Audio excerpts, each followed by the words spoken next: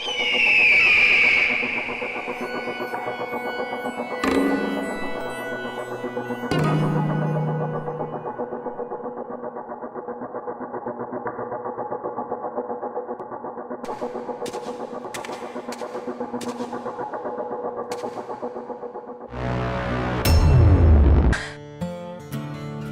आपने?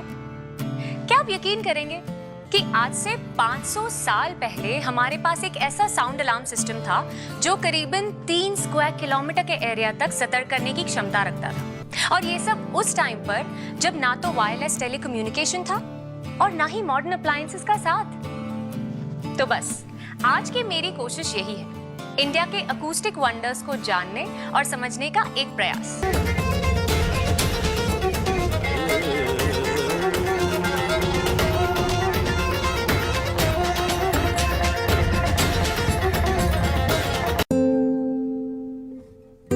किसी किले के बारे में बात करते हैं तो मन में तस्वीर आती है बुलंद दरवाजों की, तोप और बंदूकों की, खुफिया रास्तों की। यही बनाता है गोलकोंडा फोर्ट को इतना खास। हैदराबाद के पास बसा गोलकोंडा हुआ करता था सत्ता और प्रशासन का गढ़।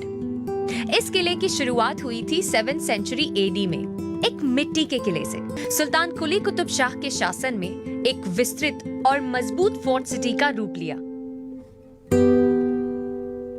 पर मैं ये सोच रही हूँ कि इन अकूस्टिकल सिस्टम्स का इजाद क्यों और कैसे हुआ। आई थिंक इन सवालों के जवाब से पहले हमें गोलकोंडा को समझना होगा।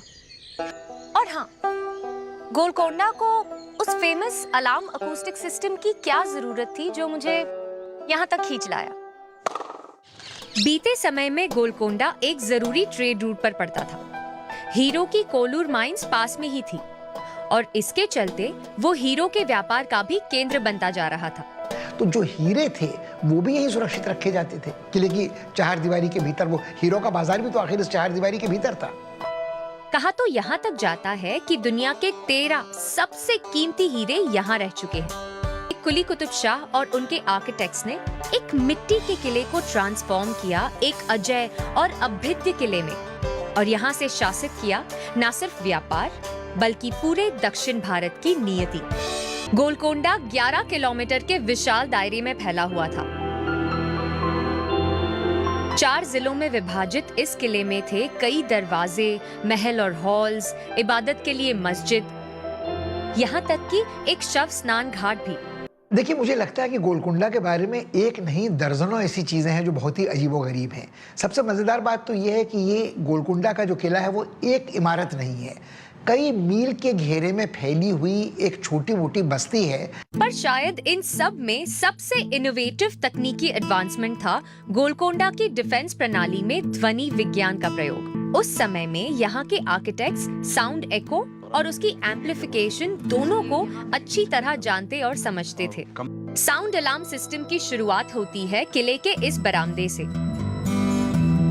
साधारण से लगने वाले बरामदे की छत पर बने ये डायमंड शेप्ड इंडेंटेशंस और दीवारों की ज्यामिति इसके लिए स्पेशली डिजाइन किए गए हैं। इसके जरिए वाइब्रेशन होती है, ये आवाज रिफ्लेक्ट होती है। यहाँ क्लैप करने से ये आवाज उस आर्चेस में टकराकर वो लोकेट पॉइंट तक, लास्ट पॉइंट है वहां तक सुनाई पड़ती है। ये जो क्लैप सिस्टम आप बता रहे हो, इसका इस्तेमाल क्यों होता था?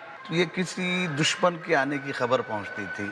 अच्छा। ये किसी शादी ब्याह का काम होता, खुशी का काम होता, तो इसके अंदर कोड वर्ड इस्तेमाल किए जाते थे। 1 ताली 2 ताली ऐसे कोई सिस्टम होता था। अच्छा। उसके जरिए इनको इत्तलात मिलती थी, इंफॉर्मेशन मिलती थी। चलिए एक और दिलचस्प चीज देखते हैं। ये देखिए, बरामदे के साथ लगे आर्चेस कैसे बड़े से छोटे होते जा रहे हैं। बरामदे के गुंबद के नीचे पैदा होने वाली कोई भी आवाज पहले कंप्रेस और फिर कुछ इस तरह एम्पलीफाई होती है कि 1 किलोमीटर दूर भी सुनी जा सकती है। किले के अकूस्टिक सिस्टम की कहानी यही खत्म नहीं होती। इस अद्भुत फिनोमेना के पीछे छुपा राज है दरवाजों और बिल्डिंग के बीच की सटीक यानी सही दूरियां, जो ध्वनि को ऐसे रिडायरेक्ट करता है कि वो एक छोर से दूसरे छोर बिना अपनी तीव्रता कम किए ट्रैवल करती है।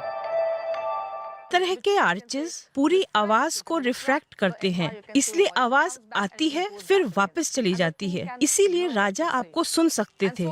जब मिस्त्रियों ने ये बात समझ ली तो उन्होंने इसका हर किले में इस्तेमाल किया। रहने की जगह है।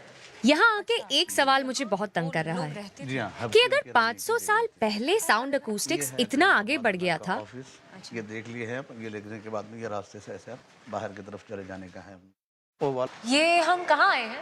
अभी हम जजमेंट हॉल में जा रहे हैं। Judgement hall. जी हाँ, जहाँ पे फैसला और फरियाद सुनी जाती थी। अच्छा। जैसे मुगल खानदान में डंका सिस्टम था, यहाँ पर क्लैपिंग सिस्टम है, और किसी किस्म की सरसराहट भी हो तो वो आवाज भी राजा के बेडरूम तक सुन पाती है। हल्की सी सरसराहट भी वहां तक सुनाई देती थी? जी हाँ, 7 फीट डायमीटर के अंदर ही आवाज पहुंचती है। 7 फीट के आगे जाएं या पीछे जाएं तो आवाज सुनाई नहीं पड़ती आपको। एक गूंज, ये आवाज ऊपर तक सुन पाते हैं। अच्छा।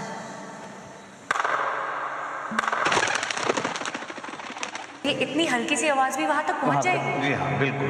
वहाँ से राजा आएंगे, उसके अंदर बैठते हैं। वहाँ उनका बैठने का सिंहासन होता था। कोई होशियार आदमी कपड़े में चाकू छुरी खंजर छुपा कर लाए तो वो खींचेगा तो उसकी एक सरसराहट होती है। हैदराबाद और गोलकोंडा फोर्ट का इतिहास आपस में गुथा हुआ है।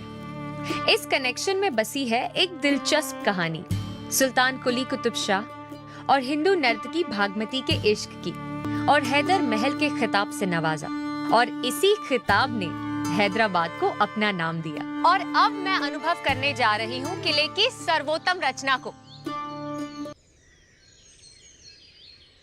मैं हूँ बरादरी में, जो है किले का हाईएस्ट पॉइंट, और मेरे गाइड है वहाँ दरवाजा बाला हिसार में, यानी किले के एंट्रेंस पे।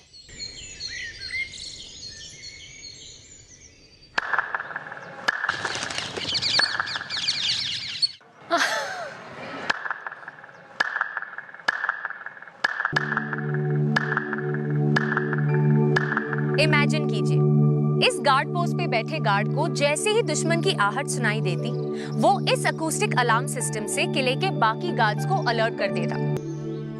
पर अफसोस, जो बल से कभी संभव नहीं हुआ, वो एक विश्वासघाती ने कर दिखाया। जब औरंगजेब ने इस पर हमला किया तो जिसके पास दरवाजे की कुंजी थी उस व्यक्ति को उसने घूस देकर लालच देकर अपनी तरफ कर लिया।